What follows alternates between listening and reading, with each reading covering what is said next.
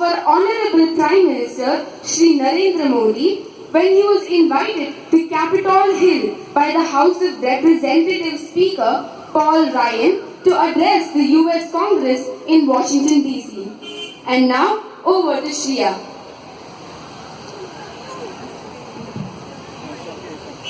Thank you, Pragna. Honorable Chief Guest, respected Secretary, respected member of the management, Principal, Vice Principal, teachers, parents, and all my dear friends, a very good morning to one and all present here. Here is the declamation. I quote, Mr. Speaker, Mr. Vice President, distinguished members of the US Congress, I am deeply honored by the invitation to address this joint meeting of the US Congress. This temple of democracy has encouraged and empowered other democracy the world over. It manifests the spirit of this great nation, which, in Abraham Lincoln's words, was conceived in liberty and dedicated to the proposition that all men are created equal. As a representative of the world's largest democracy, it is indeed a privilege to speak to the leaders of its oldest. Our founders created a modern nation with freedom, democracy, and equality as the essence of its soul, and in doing so, they ensure that we continue to celebrate our age-old diversity. Today, across its streets and institutions, in its villages and cities, anchored in equal respect for all faiths, and in the melody of hundreds of its languages and dialects, India lives as one. India grows as one. India celebrates as one. India will never forget the solidarity shown by the US Congress when terrorists from across our border attacked Mumbai in November of 2008. And for this, we are grateful. The excellence of the American universities have nurtured the institutions of science, management, and technology in India.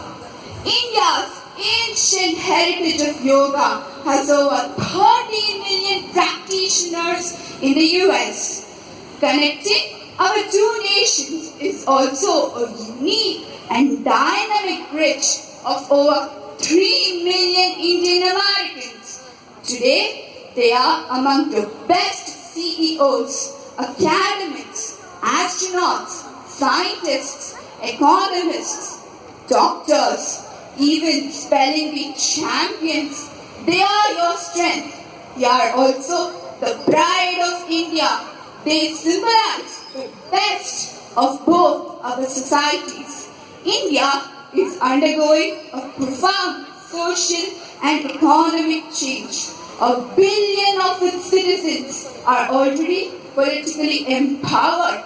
My dream is to economically empower them through many social and economic transformations. In Asia, the absence of a weak security architecture creates uncertainty. Threats of terror are expanding and new challenges are emerging in cyber and in outer space. India will never forget that. And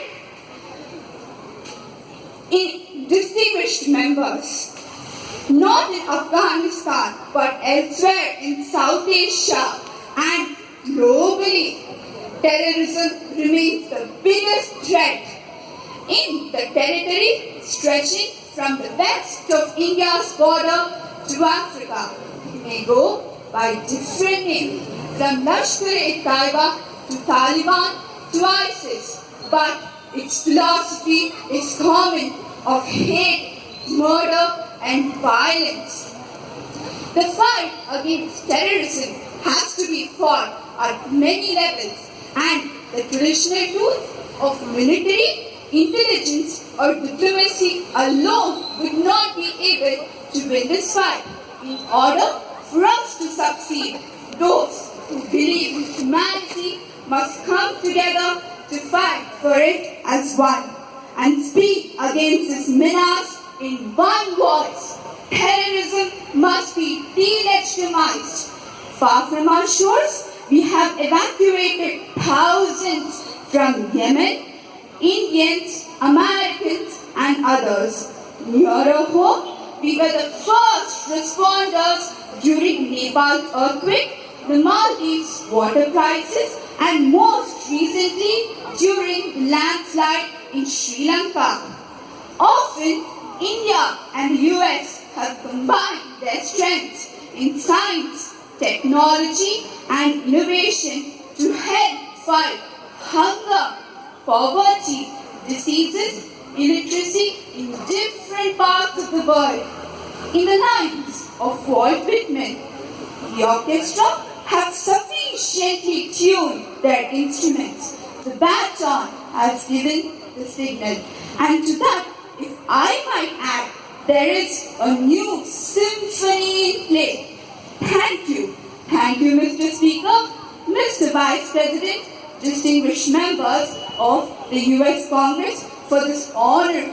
Thank you very much. I unquote.